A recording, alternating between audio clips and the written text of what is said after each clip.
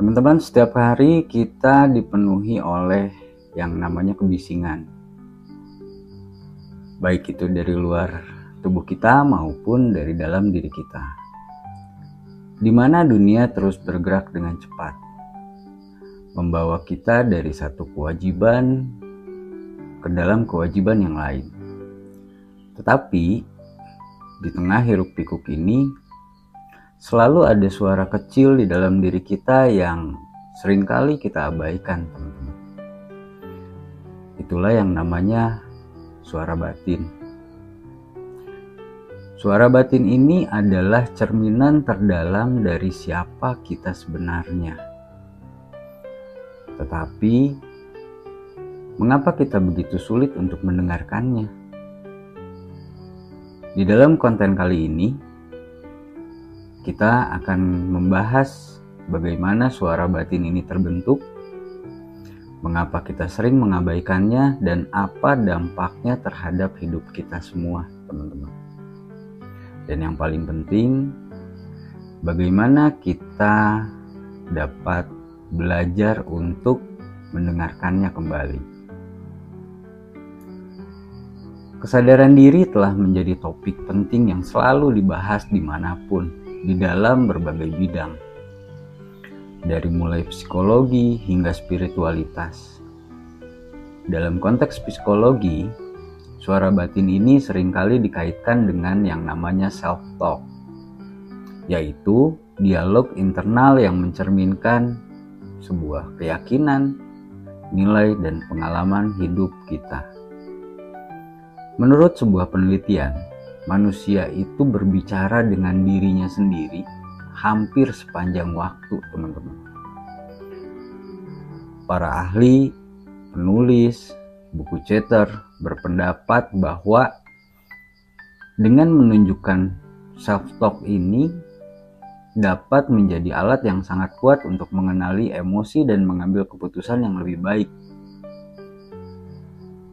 Dari sisi agama, tradisi seperti meditasi dalam Buddhisme atau introspeksi dalam Islam menekankan pentingnya mendengarkan suara batin sebagai cara untuk mendekatkan diri kepada Tuhan dan memahami makna hidup.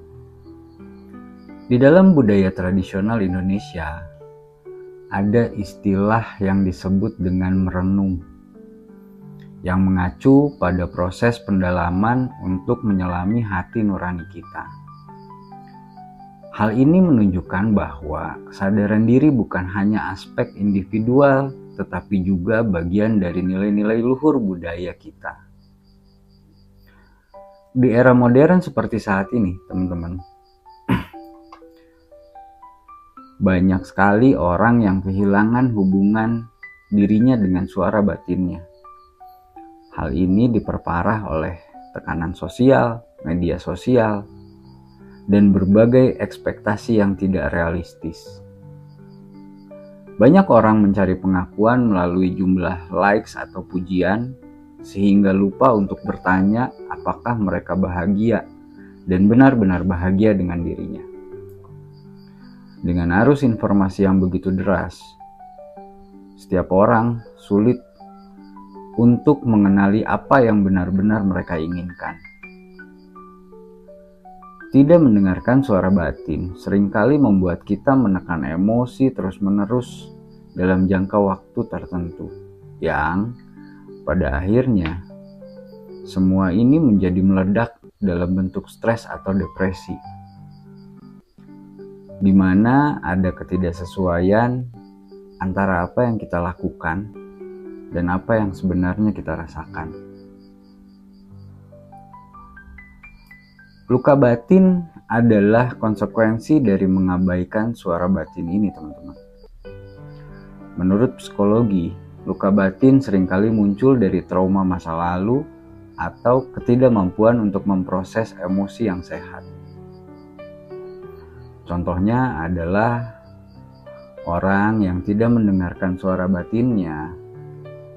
Mereka cenderung merasa kehilangan arah, yang hal ini menyebabkan rendahnya rasa percaya diri, teman-teman. Di dalam hubungan interpersonal, ketidakmampuan untuk menghadapi diri sendiri itu seringkali menciptakan sebuah konflik di dalam diri dan menjadikan hal itu sebagai ketergantungan emosional. Psikolog klinis seperti Dr. Bessel van der Kolk menjelaskan bahwa trauma emosional dapat tersimpan di dalam tubuh kita, bahkan dalam waktu yang cukup lama. Yang mana hal ini menyebabkan gangguan seperti kecemasan, ketakutan, kegelisahan, dan depresi. Dari sisi agama, Al-Quran dan hadis mengingatkan kita sebagai manusia untuk sering-sering bermuhasabah, yaitu mengevaluasi diri, merenung, menyadari segala hal yang sudah kita lakukan, dan merefleksi kembali semua hal baik itu benar maupun salah dari setiap hal yang sudah kita lakukan. Hal ini bukan hanya sekedar kewajiban spiritual, tetapi juga langkah penting untuk mencegah terjadinya luka batin, teman-teman. Setelah memahami pentingnya suara batin ini, langkah selanjutnya adalah belajar untuk mendengarkannya. Saya akan memberikan beberapa solusi yang dapat didekati dari berbagai perspektif untuk teman-teman semua. Mindfulness dan meditasi telah terbukti secara ilmiah dapat membantu seseorang mengenali emosi diri mereka. Dengan melatih kesadaran penuh, kita dapat memperhatikan suara batin kita tanpa menghakimi apapun di luar tubuh kita. Yang kedua, terapi kognitif seperti CBT atau Cognitive Behavior Therapy itu sangat membantu mengidentifikasi dan mengubah pola pikir negatif kita. Pola pikir yang ada di dalam diri kita menjadi sebuah netralitas terhadap pandangan kita dalam melihat apapun di dalam hidup kita, teman-teman. Di dalam Islam, ada praktek seperti misalkan sholat tahajud, berzikir, yang mana hal itu membantu menenangkan hati dan mendekatkan diri kepada Tuhan. Dengan mendekatkan diri kepada Sang Pencipta, kita akan lebih mudah untuk mendengarkan hati nurani kita, teman-teman. Dalam tradisi lain seperti Hindu, konsep Atma menekankan pentingnya memahami jiwa sebagai bagian dari kesadaran yang universal. Menghidupkan kembali tradisi merenung atau diskusi yang mendalam dengan orang-orang yang dipercaya, seperti di dalam budaya Jawa, hal ini dapat membantu kita untuk lebih mengenal diri kita sendiri. Menulis jurnal di dalam keseharian kita juga penting untuk merefleksikan perasaan, dan juga hal ini bisa menjadi cara sederhana namun sangat efektif, teman-teman. Banyak sekali langkah-langkah praktis yang bisa kita lakukan di dalam hidup kita sehari-hari. Misalkan hanya dengan meluangkan waktu 10 menit saja setiap hari untuk duduk diam dan mendengarkan pikiran kita, hal itu bisa menjadi sebuah ketenangan, membawa sebuah kedamaian tersendiri ke dalam hidup kita. Ajukan pertanyaan kepada diri kita sendiri, teman-teman. Apa yang sebenarnya aku rasakan? Apa yang membuatku bahagia?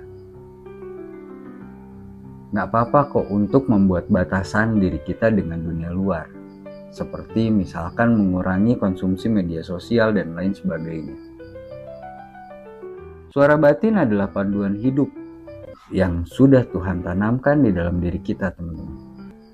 Mendengarkannya bukan hanya tentang mengenal diri kita sendiri, tetapi juga tentang membangun hubungan yang lebih dalam antara diri kita dengan Sang Pencipta, bahkan dengan orang lain, dan tentunya dengan hidup itu sendiri, teman-teman. Ingatlah, suara batin Anda itu akan selalu ada. Pertanyaannya adalah, apakah kita bersedia untuk mendengarkannya atau tidak?